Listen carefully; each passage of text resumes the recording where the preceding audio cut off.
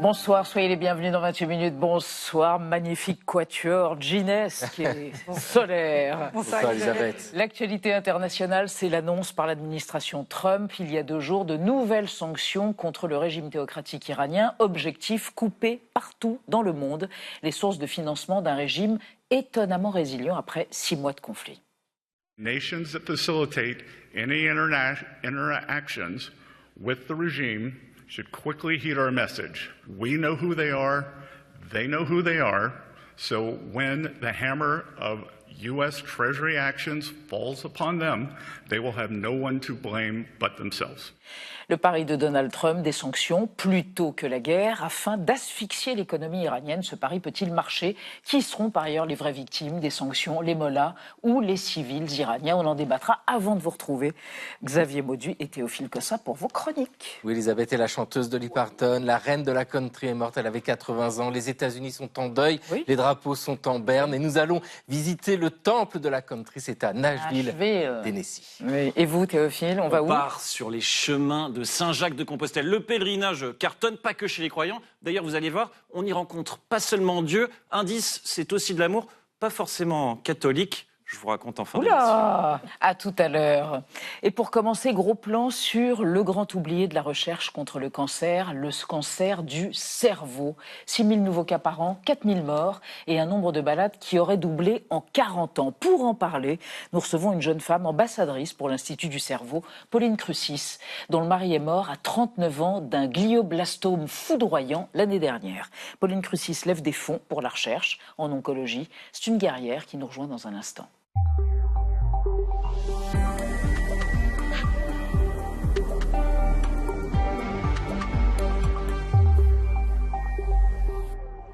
Pauline Crucis, bonsoir. Bonsoir, bienvenue Elisabeth. dans 28 minutes. Je vous présente Anna Ndiaye et Benjamin Sportouche. Bonsoir. Quand vous parlez de vous, quand vous intervenez dans les médias, vous vous qualifiez avec un humour déchirant de petite veuve. Vous dites aussi « je suis une lobbyiste bénévole ». Et puis par ailleurs, plus officiellement, vous êtes ambassadrice pour l'Institut du cerveau. Ce rôle, cette mission que vous êtes auto-administrée, ça vous aide à tenir, à survivre presque? Ça m'aide à tenir, oui, et ça m'aide à diriger ma colère quelque part. Ça m'aide à aller taper là où je peux et à prendre en quelque sorte une revanche qu'on n'aura pas avec mon mari. Jean-Charles, on va en parler, on va en reparler avec vous après votre profil idéal réalisé par Gaël Legras.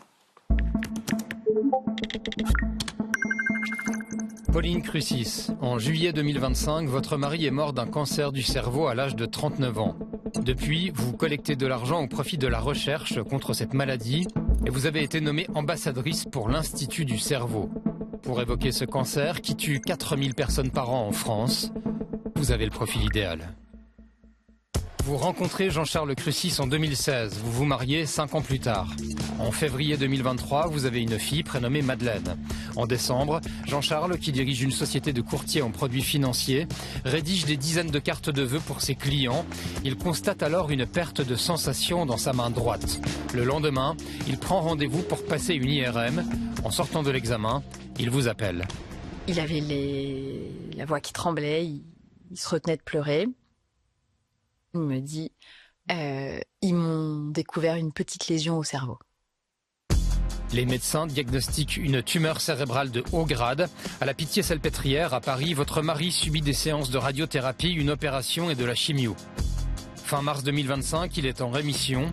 Vous voyagez au Sultanat d'Oman. Mais après votre retour, le cancer se développe à nouveau. L'état de santé de Jean-Charles se dégrade très vite. Il perd sa motricité, sa mémoire, son langage. Le 30 juillet 2025, dans un service de soins palliatifs, juste avant son décès, vous lui faites écouter ses morceaux de musique préférés et vous répétez « Tout va bien aller, tout va bien aller ». Depuis, vous intervenez dans les médias afin d'obtenir plus de moyens pour lutter contre le cancer du cerveau et vous avez même plaidé votre cause au Parlement européen. Professor Weller mentioned its nickname, the Terminator. I call it the Dragon. That is a fact. But at no point can it be an excuse. Début août, vous déclariez « Je veux montrer à Madeleine que le cancer et la mort n'auront pas le dernier mot ». Oui, Pauline Crucis, il est mort, Jean-Charles, votre époux, le 30 juillet 2025. Il y avait eu 6 semaines de rémission quasi miraculeuse. petite semaine. Il est mort révolté, et vous aussi, d'une certaine façon. Il est mort révolté, en colère, il n'a pas accepté. Vous savez, aujourd'hui, on a quand même un discours souvent de glorification de la maladie, de la mort, etc. On aime bien rendre tout beau, rendre tout joyeux, sauf que la mort, c'est la mort et c'est globalement de la merde. Et encore plus quand on a 39 ans et qu'on laisse une petite fille de 2 ans et demi derrière soi. Et puis que ces derniers jours et ces dernières semaines en soins palliatifs, c'était horrible. Absolument épouvantable. Coma, enfin... Exactement. Et Jean-Charles, moi, vous savez, les gens croyants, ils vous disent « Ah, mais il est bien là où il est maintenant ». Sincèrement, j'en sais rien, en fait. Non, il est parti en colère, il est parti triste et inquiet de laisser sa petite femme et sa petite fille. Cancer du cerveau, le glioblastome, c'est une des 150 sous-tumeurs cancéreuses. C'est la forme la plus agressive et la plus courante du cancer du cerveau. Et les oncologues disent, c'est vrai que depuis 30 ans, au niveau de la prise en charge, c'est plus que modeste, c'est quasiment rien, quoi. On n'a pas avancé. Rien Exactement. En fait, aujourd'hui, le cancer du cerveau, c'est la première cause de mortalité par cancer chez les enfants, les adolescents, les jeunes adultes jusqu'à 35-40 ans. Pourquoi c'est devenu la première forme ? Parce que les autres, heureusement, il y a des progrès en fait sur le sein, sur la prostate, sur le poumon. Enfin, encore une fois, on ne soigne pas tous les cancers, contrairement à ce que certaines personnalités publiques disent ces derniers temps. Donc malheureusement, dans tous les cancers, il y a encore des morts, mais il y a quand même des progrès. Sur le cancer du cerveau, il y a quasiment eu aucun progrès depuis 30 ans, parce que c'est un champ qui a été complètement désinvesti, à la fois par la recherche publique et la recherche privée. Alors qu'on a d'excellents chercheurs, d'excellents médecins, d'excellents oncologues. Vous ne mettez pas en cause la connaissance des scientifiques. On a des médecins-chercheurs brillants qui font le choix de rester en France. Ils ont des idées. Ça n'est pas les esprits ni les options qui manquent. Alors je ne dis pas que si on mettait tant d'argent, on le soignerait après-demain. Ça reste de la recherche médicale, ça reste le cerveau, donc c'est très compliqué. Il y a la barrière hémato-encéphalique. Pour autant, c'est ce que je disais dans une de mes interviews, ça n'est pas une excuse. Si on n'essaie même pas, c'est sûr qu'on n'y arrivera pas. Et dans toute l'histoire de la recherche médicale, on a montré qu'à chaque fois qu'on a été face à un grand défi scientifique, on a réussi quand on a mis les moyens. Le sida, on a réussi. Le cancer du sein, il y a 40-50 ans, c'était une condamnation à mort systématique pour les patientes. Aujourd'hui, dans la plupart des formes, on peut en guérir. Récemment encore, le mélanome métastatique avait le même pronostic que le cancer du cerveau. Aujourd'hui, on arrive dans certains cas à le guérir. Donc, quand on donne les moyens, on peut progresser et donner déjà plus de temps et puis plus de solutions. Parce que les symptômes aussi, vous le dites et vous le répétez partout où vous allez, sont terribles. Vous dites que c'est un mélange de la maladie d'Alzheimer, de Charcot et d'un cancer généralisé. C'est ça qu'a vécu votre mari. Exactement. Il faut savoir que Jean-Charles, dans ses 8 semaines de rechute et de fin de vie, il a perdu petit à petit la mobilité, donc le fonctionnement de ses membres. Il ne pouvait plus marcher. Il a fini sa vie tétraplégique. Il a aussi perdu le langage. L'oralité. Il a perdu l'oralité. Il a perdu sa lucidité. Il ne se souvenait plus. Il n'avait plus de mémoire à court terme. Il me disait des choses comme « T'es allé voir tel client au Mans, paniqué ». Je lui dis « Mais pas du tout, je suis avec toi toute la journée ». Donc c'est quelque chose où... Et en plus, la personne se rend compte petit à petit. Donc, c'est quelqu'un qui, à 39 ans, a tout perdu de lui-même avant même de perdre la vie. Et ça, c'est absolument épouvantable. Et c'est aussi une des raisons pour lesquelles on n'en parlait pas de cette maladie, parce qu'elle fait peur, parce que ça touche à ce qu'on a de plus précieux et de plus intime, à notre cerveau, ce qui fait tout de nous. Et donc, effectivement, voir un jeune homme beau, sain, de 39 ans, finir tétraplégique, sans plus pouvoir parler, sans plus savoir où il est, c'est pas des choses qu'on montre beaucoup. Alors, il y a quelques lueurs d'espoir, Pauline Crucis, on va en parler avec Anna, dans des avancées dans la recherche, mais ça se passe aux États-Unis. Oui, aux États-Unis, un vaccin ADN personnalisé a été administré à une dizaine de patients lors d'un essai clinique, dont les résultats ont été publiés au mois de mai. Et ce vaccin sur mesure pourrait améliorer la survie des patients atteints du glioblastome, ce cancer que vous connaissez malheureusement trop bien. De quelques mois, la durée de vie avec la maladie pourrait passer à 2 ans, ce n'est pas rien. Et puis il y a aussi, vous allez voir, cet implant cérébral américain de la taille d'une pièce de monnaie, capable d'écouter l'activité électrique de la tumeur et de ralentir son évolution en envoyant des stimulations électriques. 3 patients ont déjà pu en bénéficier, le temps d'une chirurgie d'une 30aine de minutes. Et l'objectif à terme, c'est de laisser cet implant en place dans le cerveau, exactement comme un pacemaker, mais contre le cancer. Alors Pauline Crucis, qu'est-ce que les Américains ont de plus que nous pour avancer si vite dans la recherche? Alors jusqu'à récemment, ils avaient beaucoup plus d'argent. Ils sont aussi beaucoup plus grands que nous, donc ils ont plus de centres, etc. Je vais vous donner 2-3 exemples en France. En fait, aujourd'hui, en France, on est à la 2e génération de neuro-oncologues. C'est une spécialité récente. On a entendu parler récemment d'une grande avancée sur le cancer du pancréas. Absolument, on avait reçu d'ailleurs des médecins à l'origine d'un Voilà, il faut test. avoir en tête qu'en fait, il y a une centaine de laboratoires dans le monde qui travaillaient sur cette fameuse mutation dont on a parlé. C'est donc des sommes considérables et ça fait 15 ans qu'ils travaillaient dessus. On a une mutation un peu similaire dans le cancer du cerveau, qui a en gros 90% de présence dans les cancers du cerveau, etc. Il y a 2 labos dans le monde qui travaillent dessus, dont un en France. Donc forcément, les moyens ne sont pas les mêmes. On a une quinzaine de neuro-onco-chercheurs en France qui sont capables de vraiment proposer des choses... Neuro-oncologues, neuro-oncologues, pardon. Bien sûr. Chercheurs qui sont vraiment capables de proposer des choses innovantes, etc. Sur le pancréas, les cancers de l'intestin, etc., tous les cancers digestifs et compagnie, ils sont des centaines. Des centaines. Donc aujourd'hui, on se retrouve avec une petite communauté relativement récente, pas soutenue financièrement sur la recherche clinique par les pouvoirs publics. Et comme c'est toujours le cas en France sur notre système de santé, quand sur des maladies où il y a peu de choses au départ, les pouvoirs publics n'investissent pas, et les labos ne prennent pas non plus le relais. Donc on est dans un cercle vicieux. Par les pouvoirs publics, donc là, il y a quelque chose, vous avez un objectif là, pour le mois d'octobre. C'est faire inscrire une ligne dans le projet de loi de finances sur la sécurité sociale en octobre pour la recherche contre le cancer du cerveau, c'est ça? Exactement. Qu'il y ait des fonds alloués et attribués. Dans le projet de loi de finances et dans le PLFSS. Combien? On est en train de travailler dessus. Aujourd'hui, c'est pas compliqué, on peut faire que mieux, puisque, pour vous donner une idée, sur les 10 dernières années, dans le budget de l'Institut national du cancer, il y a eu 0 projet financé sur le glioblastome. Il y en a eu un en 2018. Entre 2012 et 2025, il y a eu moins de 1%. Je vais corriger mon 0. Il y a eu moins de 1% du budget de l'Institut national du cancer sur le cancer du cerveau, sur le glioblastome, qui est le cancer avec le plus mauvais pronostic. Et le plus répandu. Oui. Exactement. Et aujourd'hui, il y a pourtant un focus du gouvernement depuis 2022 sur les cancers de mauvais pronostic. Donc, on est censé avoir un effort mis sur les cancers de mauvais pronostic, c'est-à-dire ceux où on n'a quasiment aucun espoir. Et pourtant, entre 2022 et 2025, il n'y a rien eu. Là, on vient d'avoir une bonne nouvelle.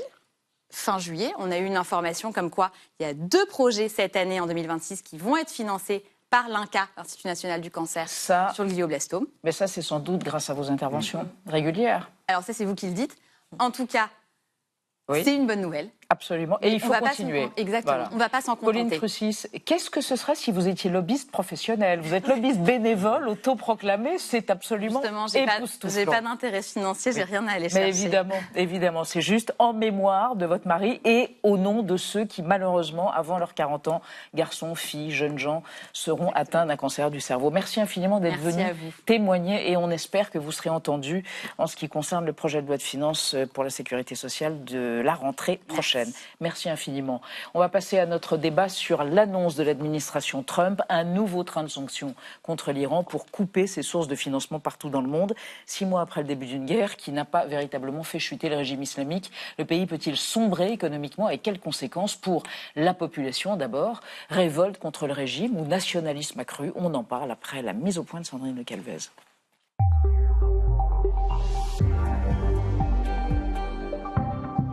Donald Trump change son fusil d'épaule. Faute d'accord de paix et de succès militaire en Iran, le président américain déploie un nouvel arsenal financier cette fois, en déclarant la guerre économique au régime des mollahs.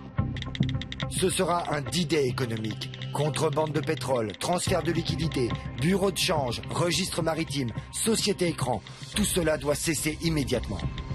Pour isoler l'Iran, la Maison-Blanche n'hésite pas à menacer les pays qui continueraient à commercer avec Téhéran. Notre objectif est de couper toutes les ressources économiques qui maintiennent ce régime tyrannique. Et les États qui facilitent toute interaction avec le régime devraient rapidement tenir compte de notre message. La Chine, qui compte parmi les principaux partenaires économiques de Téhéran, a vertement répliqué. La coopération entre la Chine et l'Iran s'est toujours déroulée dans le respect du droit international et ne doit pas faire l'objet d'aucune ingérence ni perturbation. La guerre économique et les pressions extrêmes ne font qu'exacerber le conflit. L'Iran, lui, dénonce le terrorisme économique de Washington. Le pays fait l'objet de sanctions quasi continues depuis la révolution islamique de 1979. Mais ces derniers mois, le quotidien est devenu encore plus difficile pour les Iraniens. La situation économique de la population s'est détériorée par rapport à avant et les mesures du gouvernement contre l'inflation ont eu peu d'effet. Que cela nous plaise ou non, la guerre a un effet négatif sur tout. Mais nous y sommes habitués et chacun essaie de s'adapter. Alors Donald Trump, englué depuis 6 mois en Iran, a-t-il enfin trouvé la bonne solution? Les partenaires commerciaux de Téhéran se soumettront-ils au diktat de Washington? Les sanctions économiques peuvent-elles être plus efficaces que la guerre?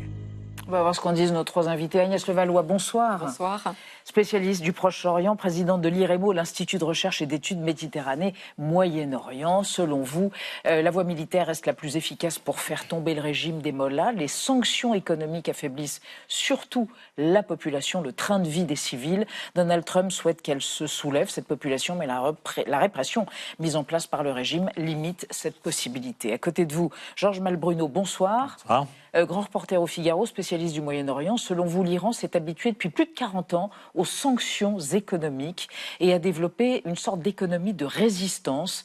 Et d'une manière générale, les sanctions s'avèrent toujours politiquement inefficaces et humainement cruelles. Et à côté de vous, Guillaume Laganne, bonsoir. Enseignant à Sciences Po, Paris, spécialiste des questions de défense, vous considérez que Donald Trump a décidé de lancer non plus des sanctions, mais un blocus, un véritable blocus économique. C'est un moyen pour lui de s'inscrire dans l'histoire, selon vous. Et en attendant, ça donne l'impression qu'il agit. Et on démarre avec le chiffre du jour, Benjamin. Oui, dans leur stratégie de blocus ou de boycott, au choix, les États-Unis ont donc décidé de sanctionner une 60aine d'entités et de personnes physiques à travers le monde accusées d'aider ou de travailler ou de commercer avec l'Iran. Washington prend ainsi pour cible 5 secteurs majeurs qui constituent des revenus essentiels pour le régime iranien, les crypto-monnaies, les technologies, l'or, l'aviation et le transport maritime. C'est donc massif. Guillaume Laganne, très concrètement, ça veut dire quoi une entreprise qui est sanctionnée, qui commerce encore avec l'Iran? Qu'est-ce qui va se passer? Elle sera exclue du système bancaire mondial? Concrètement, la raison pour laquelle les États-Unis ont beaucoup utilisé leurs sanctions sur les dernières décennies, c'est que, en fait, ils maîtrisent le dollar et l'usage du dollar. Et donc, à partir du moment où vous êtes sanctionné par les États-Unis, vous ne pouvez plus accéder au marché américain et, de manière générale, vous ne pouvez plus accéder au marché mondial du dollar, ce qui fait que ça réduit fortement, si vous voulez, vos capacités de commerce, d'exportation. Donc, il y a beaucoup de pays ou beaucoup d'entreprises qui préfèrent mettre fin à des relations commerciales qu'ils ont avec telle entité ou tel État frappé par les États-Unis parce qu'ils ne veulent pas se priver du marché américain. Agnès Levallois, pourquoi ces sanctions maintenant? C'est parce qu'il fait une guerre commerciale, Donald Trump, parce qu'il n'a plus les moyens d'une guerre militaire? On voit bien que la guerre militaire n'a rien donné, puisque le régime est toujours là, même si le régime est très affaibli, même si un certain nombre de responsables de la République islamique ont été assassinés, éliminés dans les frappes qui ont été menées par les Américains et les Israéliens, le régime est toujours là. Et Donald Trump a besoin de montrer qu'il agit, qu'il est toujours aux manettes, alors qu'il a beaucoup moins aujourd'hui de crédibilité lorsqu'il parle des conséquences et des résultats de cette opération qui a été menée, qui devait être une promenade. Souvenez-vous les termes qui avaient été utilisé par Trump au début lorsqu'il a lancé cette offensive. Ça devait durer quelques jours et tout était réglé. Or, plusieurs mois après, ça n'est pas réglé. Les conséquences économiques continuent à être absolument considérables. Et donc là, il tente de reprendre la main en faisant ces annonces et en disant, vous voyez, on va maintenant y arriver. D'ailleurs, il a des déclarations, là encore, complètement dingues, passez-moi cette expression, en disant qu'on va anéantir l'Iran. Enfin, il reprend toute cette rhétorique. Et donc, c'est toujours cette même façon de faire de Trump qui consiste à dire, je suis là, je suis aux manettes, j'ai raison et j'adopte la bonne stratégie, alors que le résultat n'est pas du tout à la hauteur de ces annonces. Georges Malbruno, en même temps, il y a eu un mémorandum qui a été signé début juin, c'était même à Versailles, que ça a été fait par le président Trump, ça a été mis en scène. Qu'est-ce qui s'est passé là, à ce moment-là? Il pensait avoir gain de cause, le président Trump. Il n'a pas eu ce qu'il voulait, notamment sur le détroit d'Ormuz? Oui, et puis si on lit le mémorandum, l'accord de principe, il est quand même très favorable à l'Iran. Mais je crois justement que l'objectif de Donald Trump, qui sait très bien que ces sanctions ne vont pas permettre ni de faire tomber le régime, ni probablement d'amener un changement de comportement du régime. Mais ce que souhaite Donald Trump à travers ça, et aussi ses alliés saoudiens, omanais, qatariens, pakistanais et turcs qui sont à la manœuvre dans la diplomatie, c'est justement faire revenir l'Iran dans ce cadre de cet accord de principe pour donner la primauté à la diplomatie, parce que personne ne se fait d'illusions, notamment chez les voisins du Golfe. Là, Trump a abandonné la guerre et maintenant mise sur cette guerre économique. Mais pour revenir à ce qu'on disait tout à l'heure, vous savez, ça fait 40 ans que l'Iran a mis au point sous sanctions. Sous sanctions. Le régime théocratique et moi, ça fait 29 ans que j'y vais. Vous n'avez pas l'impression que vous êtes dans un pays sous sanctions, parce que l'Iran a développé une stratégie alternative de contournement via les Émirats arabes unis, via un certain nombre de sociétés écrans qui jusqu'à présent, jusqu'à peu, avaient pignon sur rue à Dubaï et ailleurs. Donc, si vous voulez, l'Iran n'est pas étranglé. Il y a la Chine aussi qui lui apportait un ballon d'oxygène. Et donc, comme ça a été dit en préambule, les sanctions sont, comme le disait très bien Hubert Védrine, lorsque les États-Unis appliquaient un implacable embargo sur l'Irak, vous vous en souvenez, dans les années 90, elles sont politiquement inefficaces et humainement cruelles, parce que c'est le peuple qui va en payer les conséquences. Vous n'aviez pas l'air tout à fait d'accord avec votre voisin à propos d'un pays résilient. Jean-Val Bruno, mais non, je voulais juste simplement rappeler que les sanctions économiques avaient quand même pesé sur l'économie iranienne, y compris sur le long terme. Vous savez, quand on regarde par exemple l'évolution du PIB de l'Iran depuis 1979, c'est intéressant. En 1979, l'Iran depuis la chute du Shah, donc depuis la révolution islamique. À cette époque, l'Iran avait un PIB équivalent à celui de la Turquie, avec laquelle elle partage à peu près la même population. L'Iran est un peu plus importante.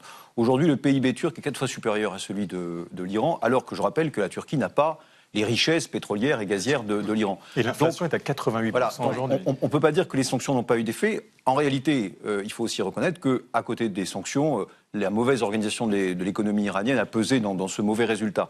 Mais ça pèse quand même sur la population, même si évidemment le régime, c'est-à-dire les membres du gouvernement, les carnets de la révolution, sont parvenus à, éviter un certain nombre de sanctions, et eux, personnellement, vivent plutôt bien. Mais pas sur le comportement du régime. C'est ça le vraiment, parce qu'apparemment, il y a des fractures qui sont en train d'apparaître au sein des dirigeants, entre le président iranien qui, lui, voudrait peut-être négocier, et les faucons qui, eux, ne veulent rien lâcher. Je ne suis pas sûre que ce soit l'économie qui joue dans cette question. C'est-à-dire qu'il y a aujourd'hui des tensions au sein du régime sur la façon de se comporter. Certains voudraient que l'Iran ait une politique offensive, quand d'autres sont plutôt dans une position de retenue en se disant il faut qu'on trouve une solution. Certains sont plus sensibles à quand même l'exaspération de la population, parce que la population s'est adaptée à ces sanctions depuis des années, mais là ça atteint des proportions quand même qui sont considérable. Et donc, il y a une exaspération de la population. Donc, certains au sein de ce régime considèrent qu'il faut quand même écouter cette exaspération, cette colère qui va monter. Pour l'instant, la population iranienne reste derrière le régime, et aussi contrainte. Et réprimée. Il y a une répression, il y a une répression féroce. Féroce. Et certains au sein de ce régime se disent on va continuer à avoir une attitude extrêmement dure, de dire qu'on est les plus forts, on va gagner, même si on sait très bien que c'est de la rhétorique, parce que ce régime, au fond, toute tendance confondue, est quand même sérieusement affaiblie, non seulement par les 40 ans de sanctions, mais par la dernière guerre qui a quand même touché des points névralgiques de ce système. Donc aujourd'hui, quelle est la marge de manœuvre de ce régime? Toute la question est là, et je crois que personne n'est capable aujourd'hui de dire quelle tendance va l'emporter, et est-ce que ce régime va continuer à se maintenir, ou effectivement, avec ces sanctions qui continuent, il y a un moment où le régime va s'affaiblir et va éventuellement s'écrouler. Une hypothèse. Très rapidement, moi je pense au contraire que les sanctions peuvent avoir un effet sur la politique du régime. J'en veux pour preuve d'abord qu'en 2015, vous vous rappelez, il y a eu ce fameux accord de Vienne qui a été signé entre l'Iran et les Occidentaux. Cet accord, il était intervenu après que l'administration Obama, à l'époque, ait pour la première fois sanctionné le pétrole iranien. C'est-à-dire que pour la première fois, elle avait demandé à ce que les alliés des États-Unis n'achètent plus le pétrole iranien. Et ça a quand même eu un effet sur le point de vue des membres du régime sur le fait qu'il fallait quand même négocier. Et là, je dirais qu'on est passé à la vitesse supérieure, puisque non seulement il y a des sanctions, mais ça c'est vrai qu'on en a déjà vu, des sanctions sur le commerce en général, l'utilisation du dollar, etc.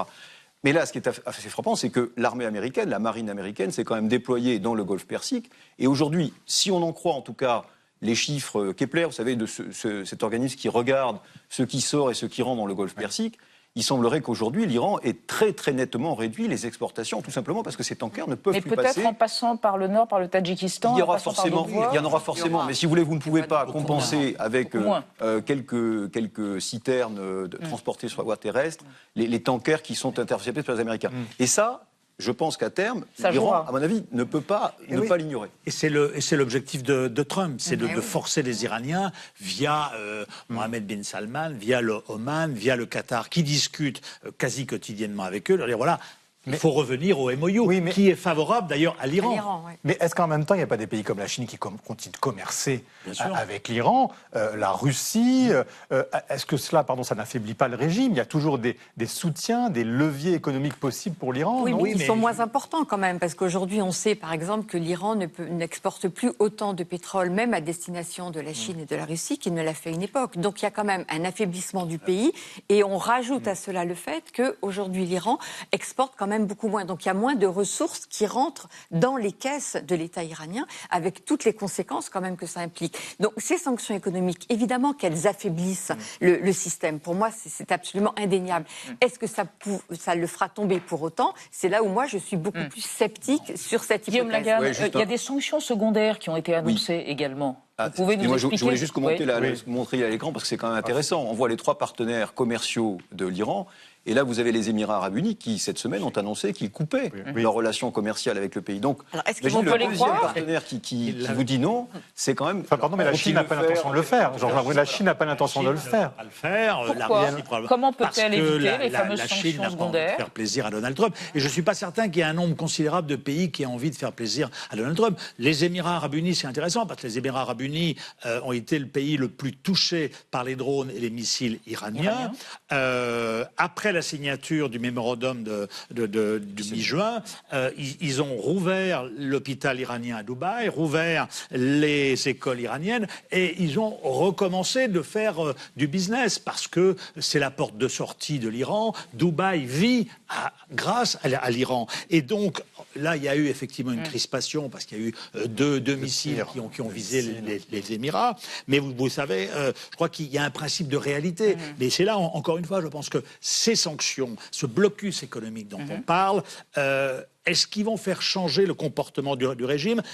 Peut-être à un moment donné, effectivement, parce qu'il y a quand même, l'économie est en lambeaux, il y a une reprise en main de la population, donc il y a quand même un certain nombre de gens qui sont réalistes au sein du pouvoir iranien, et donc je crois que c'est ce que mise Donald Trump et d'autres. Ils disent voilà, il faut revenir à cet accord de principe, et surtout qu'il est plutôt favorable à l'Iran, puisque Hormuz reste entre leurs mains, les États-Unis doivent débloquer un certain nombre de milliards. Donc voilà, je pense que c'est ça qui se joue actuellement. À ce stade, Téhéran affirme pouvoir continuer à se défendre et contourner ce blocus, sa fameuse économie dite de résistance. Écoutez le ministre iranien des Affaires économiques et des Finances. Le gouvernement iranien a un plan sur 2 ans et est pleinement préparé. Elle a toujours été à ces événements. Naturellement, ils veulent nous infliger un terrorisme économique. Et nous disposons aussi de nos propres moyens. Nous savons comment jouer à ce jeu. Cette fois, ils ne doivent pas croire que nous nous contenterons d'une posture défensive. Ils doivent s'attendre à ce que nous passions à l'offensive. C'est quoi pour passer à l'offensive ? Ça peut être, c'est ce qu'ils disent, viser des intérêts économiques américains dans le Golfe, à Dubaï et ailleurs. Mais je crois que cette économie de la résistance, c'est important, parce que Ali Khamenei, l'ancien guide, depuis des années, dit OK, on est sous sanction, donc ça veut dire qu'il faut que nous produisons nous-mêmes. Et c'est ce qu'ils ont réussi à faire, à autonomiser tout leur processus de production. C'est pour ça que ils ont produit des drones depuis fort longtemps. Ils ont produit. Mais sur l'agroalimentaire, ils ont réussi à être autonomes. Ils ont réussi en grande partie à être autonomes. Et donc cela, ils se sont adaptés. C'est la raison Guillaume pour laquelle Lagarde et Agnès Levallois ne fonctionnent pas très bien. Compléter ? Non, moi je suis tout à fait d'accord avec le fait qu'ils sont parvenus, comme d'ailleurs souvent les pays sanctionnés, à contourner les sanctions ou à développer leur production autonome. Ça peut relancer effectivement l'économie nationale. Maintenant, je crois que l'Iran est quand même confronté à une situation qu'elle n'a, à ma connaissance, jamais connue, c'est-à-dire que les États-Unis bloquant les exportations iraniennes, ça c'est quelque chose que l'Iran n'a jamais expérimenté. Et sur une économie qui exporte principalement du pétrole, c'est quand même un problème de fond. Et par ailleurs, je voudrais relever, on l'a dit tout à l'heure, que effectivement, sur le papier, l'accord était assez favorable à l'Iran. Or, le paradoxe, c'est que ce sont les Iraniens eux-mêmes qui ont repris l'offensive et, d'une certaine manière, mis fin à la séquence diplomatique. Pour moi, je crois que c'est quand même un signe révélateur des dissensions au sein du régime. C'est-à-dire que même cet accord apparemment favorable ne satisfaisait pas l'aile la plus radicale. Alors, on a entendu le ministre de l'économie évoquer un terrorisme économique et vous allez nous expliquer, Anna, comment il y a d'autres menaces, des menaces physiques qui sont agitées par la théocratie iranienne. La tête du plus jeune fils de Donald et Melania Trump, Barron, a été mise à prix par l'Iran avec à la clé une récompense de 10 millions de dollars. Une vidéo glaçante de 3 minutes, on va le voir, intitulée « Où et comment tuer Barron Trump », générée par intelligence artificielle, a été diffusée à la télévision iranienne. Elle précise les habitudes et les lieux de vie du jeune homme, son quartier, son université, ses amis proches, et affirme connaître tout le dispositif de surveillance des services secrets qui l'entourent. Une vidéo similaire qui visait cette fois l'épouse du président, Where to Kill Melania, comment où tuer Melania, avait déjà été publiée par le régime iranien, et c'était à la fin du mois de juillet. Et puis le Premier ministre israélien Benjamin Netanyahou a déclaré lundi que l'Iran avait aussi essayé de tuer l'un de ses 2 fils, sans préciser lequel, une tentative d'assassinat déjouée par les services de renseignement israéliens qui ont interdit depuis des mois aux médias du pays d'en parler. Agnès Levallois, menacer les enfants de ces 2 dirigeants, c'est semble-t-il une première. Est-ce que ça peut avoir un impact concret sur le conflit, selon vous ? Écoutez, on est dans une séquence de toute façon qui est terrible. Chacun utilise les armes qu'il entend utiliser pour montrer qu'il est fort et qu'il a encore des moyens de pression. Et donc là, on voit l'Iran qui est quand même acculé, je crois, avec tout ce qu'on a dit quand même depuis le début. C'est que c'est quand même aujourd'hui un régime qui se rend compte qu'il a beau dire qu'il va très bien, ça va pas très bien. Et donc là, c'est un moyen, c'est une guerre des nerfs. Hein. C'est typiquement une guerre de communication, une guerre des nerfs pour montrer qu'ils ont encore des ressources, des capacités de nuisance, et de nuisance non seulement militaire, comme on les a vus précédemment, mais pour toucher des personnes et essayant par là de provoquer une réaction. Est-ce que c'est la bonne stratégie pour aller vers une négociation ? Je n'en suis pas sûre, bien évidemment. Mais on voit bien que là, je pense qu'on est dans une séquence où la partie la plus dure du régime essaye de montrer que c'est vraiment elle qui a les cartes en main, alors que je ne suis pas sûre qu'elle les ait complètement. Mais je pense que c'est un moyen pour cette tendance de dire que c'est elle qui va imposer le tempo, et c'est elle qui dira aussi à quel moment reprendre les négociations avec Trump, avec l'idée d'affaiblir les Américains et de montrer justement, dans la séquence qu'on a vue auparavant, cet accord était favorable aux Américains. Les Iraniens, à mon avis, là, se sont laissés un peu emporter en ayant remporté ce succès et se rentrent dans une nouvelle phase. Et on ne peut pas exclure que l'idée quand même ce soit de revenir à la négociation, mais plutôt en position de force, et donc en disant on est capable de toucher bien le fils ou la femme du président américain. Affaiblissement, mais en même temps dans l'histoire contemporaine, Guillaume Lagarde, les sanctions économiques sont-elles déjà parvenues à abattre un régime? Quand on voit que Cuba tient toujours, on s'interroge, non? Oui, globalement, les sanctions économiques ne sont pas l'arme la plus efficace pour renverser le régime. Les sanctions contre la Russie, depuis l'agression de l'Ukraine. Alors, il y a quand même quelques exemples de sanctions qui ont fini par marcher dans la période de la décolonisation. Vous savez, vous aviez des pays qui ont été sanctionnés par la communauté internationale parce que la minorité blanche n'avait pas quitté le pouvoir. Par exemple, la Rhodésie du Sud, et puis l'Afrique du Sud aussi. Il y avait des relais politiques aussi. Oui, comme Mandela. Alors voilà, il y avait un relais politique, mais surtout il y avait un consensus très large de la population, de la communauté internationale, ce qui fait que ces pays étaient quand même très isolés. Donc dans ces cas particuliers, ils ont fini par céder pour revenir en quelque sorte dans le giron commun. En revanche, vous avez raison, Cuba n'a pas cédé, la Russie n'a pas cédé. Pourquoi ? Parce que chaque fois, les sanctions ne sont pas universelles. C'est-à-dire que l'État sanctionné trouve un ou plusieurs alliés pour lui éviter la difficulté. Donc Cuba, c'était le bloc soviétique. Aujourd'hui, on n'en a pas parlé, mais un des États les plus sanctionnés, la Corée du Nord. Aujourd'hui, la Corée du Nord, elle arrive à s'en sortir parce que son grand voisin, la Chine, en réalité, n'applique pas les sanctions. Donc, je suis d'accord, et d'ailleurs, on en a parlé tout à l'heure, l'Iran, elle peut toujours compter sur la Russie, elle peut toujours compter sur la Chine, mais moi, je pense qu'il va y avoir quand même, y compris à Pékin, un calcul rationnel. Est-ce qu'une guerre commerciale nouvelle avec les États-Unis, qui est là, quand même le principal partenaire commercial de la Chine, est justifiée par la défense d'un régime iranien qui, certes, est sympathique pour Pékin, certes, lui apporte un peu de pétrole, mais ne représente que moins de 1% du commerce chinois. Les Chinois, ils ont besoin aussi d'avoir de la croissance, ils ont besoin d'avoir de la stabilité. Donc je pense qu'il va y avoir un calcul un peu rationnel à Pékin. Georges Malbruno, qu'est-ce qui ferait que Trump lèverait les sanctions envers l'Iran ? Que le régime se soumette totalement ?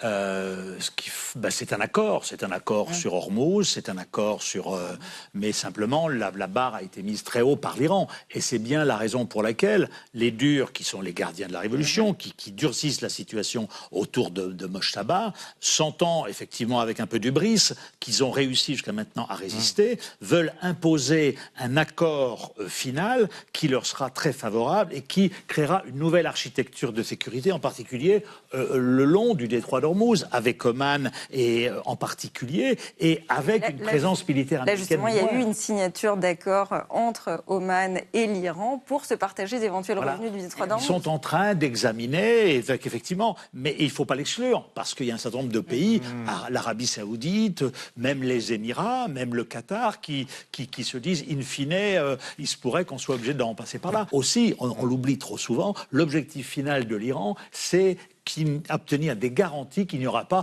une troisième guerre en l'espace d'un an, alors qu'ils étaient à chaque fois, les deux précédentes, en train de négocier. Ils veulent assurer leur survie grâce à ça. Je pense aussi que pour les pays du Golfe, ce qui se passe quand même est extrêmement important. Les pays du Golfe sont extrêmement affaiblis par toute cette séquence qui a été ouverte maintenant il y a plusieurs mois. Là, les Émirats en particulier ont besoin de commencer l'année, sur septembre, dans une situation qui permet que l'économie redémarre, que les expatriés rentrent après quand même toutes les tensions qu'il y a pu y avoir. Les investissements, absolument. Et donc, les Iraniens savent très bien que les pays du Golfe veulent que la situation redevienne à la normale.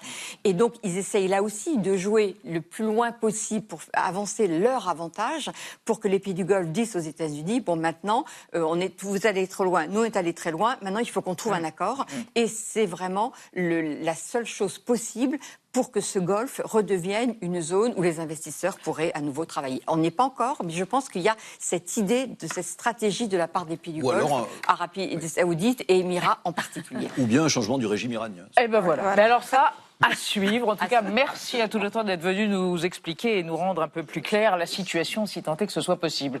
On va rester dans l'actualité vue par Théophile Cossa et Xavier Mauduit. Les drapeaux vont être en berne pendant une semaine aux États-Unis. Ça a commencé d'ailleurs pour honorer Dolly Parton, morte mardi, idole de la country, reine de Nashville. Et on évoquera le pèlerinage de Saint-Jacques-de-Compostelle, 1700 bornes, surfréquentées en 2025 par 500 000 jaquets, on les appelle comme ça.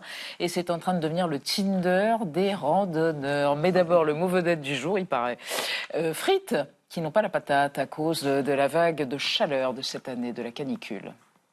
C'est quoi une bonne frite? Un champion du monde de la frite. C'est quoi l'intérêt de ces nouvelles frites? C'est quoi? Qu'est-ce que ça veut dire? Exactement ce que ça dit. Merci de m'en dire un peu plus. Entendu. La vie secrète des mots vedettes. Frites, ellipse de pommes de terre frites, désigne un morceau de tubercule importé du Pérou en 1570, taillé en bâtonnets, puis plongé dans l'huile ou la graisse bouillante, dont les Français consomment 4 milliards de barquettes par an. Le 24 août, un grand quotidien catho révélait que cette année, la frite serait plus rare, plus chère, plus petite. Le lobby de la patate estime qu'à cause de la sécheresse, la récolte 2026 baissera de 23% par rapport à 2025, qui était une année de surproduction déjà problématique. Sans compter que, rachitique, ce féculent ne permet plus de faire une frite aux mensurations de rêve, 12 cm de long par 1 cm de côté. Juste de la fritounette de crevard. Misère. Essentiellement en version surgelée et coulée en fast-food, 11,5 millions de tonnes de frites ont été avalées par les terriens en 2025, 350 kilos chaque seconde. Le grand fritier mondial est canadien et sa plus grande usine au monde, qui débite et congèle 410 kilos de frites à la minute, est implantée à Matougue. Pourtant, la frite ne serait pas marnaise, mais parisienne, produite à la Révolution par des marchands ambulants sur le Pont-Neuf. La théorie est contestée outre Kievrin. Les Belges auraient ensuite sublimé la recette avec le double bain de cuisson, pochage à 150 degrés puis dorure à 180, et l'utilisation de graisse de bœuf. Grâce à leurs innombrables frites-côtes, les Belges sont les premiers fritophiles au monde, 93 portions par estomac et par an. Toutefois, le championnat du monde de la frite se tient en septembre à Arras et son dernier vainqueur est néerlandais. Son secret pour des frites de rêve, les blanchir à l'eau avec du romarin. Sinon, plus classique mais aussi sexy, maillot de bain. Pas mal, merci Thibaut Dole, ça vous a donné faim son histoire avec le romarin là. Théophile et Xavier, vos chroniques. Alors, décision présidentielle pour honorer Dolly Parton. Les drapeaux américains sont en berne pendant une semaine, car c'était l'idole, la reine de Nashville. Alors, elle était adorée par les conservateurs et les progressistes. Tour de force, quand même, philanthrope, féministe, hilarante, et puis très blonde, quoi. Bon, et vous nous faites une histoire de la country. Exactement, de la country, Elisabeth. comme on dit. Le 28 novembre 1925, la toute jeune chaîne de radio WSB, qui est installée à Nashville, dans le Tennessee, propose une nouvelle émission musicale. C'est une émission hebdomadaire. Elle s'appelle le Barn Dance. En gros, c'est le bal dans la grange. On pourrait traduire ça, voilà, dans les tables, comme un bal champêtre. Alors, dans un premier temps, elle propose des grands airs d'opéra très populaires. Et puis, peu à peu, le violon, le banjo entrent dans la danse pour proposer une musique à l'image des États-Unis. C'est la country. D'où ça vient? Ça vient de l'immigration. Elle naît de l'immigration réellement, de gens qui fuient la misère du vieux continent et puis qui arrivent avec dans leur bagage un tout petit instrument, c'est souvent un violon, et surtout la culture musicale de leur pays. Alors, c'est sûr qu'après 2 ans de création, on se dit il va falloir faire évoluer la chose. On lui change de nom à cette émission. Elle devient le Grand Ole Opry. C'est George Hay, qui est son présentateur et son créateur, qui en explique la raison. Il dit que vous avez aimé les grands airs d'opéra, vous allez aimer le Ole Opry, le vieil opéra, comprenez la vieille musique. Et cette émission devient un véritable show. Elle contribue à renforcer la popularité gigantesque de la country aux États-Unis. Et d'ailleurs, l'auditorium où l'émission est enregistrée est surnommé The Mother Church of the Country Music, l'église mère de la country. Et Dolly Parton y apparaît pour la première fois en 1959. Elle a seulement 13 ans. Elle est accueillie par Johnny Cash et elle chante à ce moment-là « You Gotta Be My Baby ».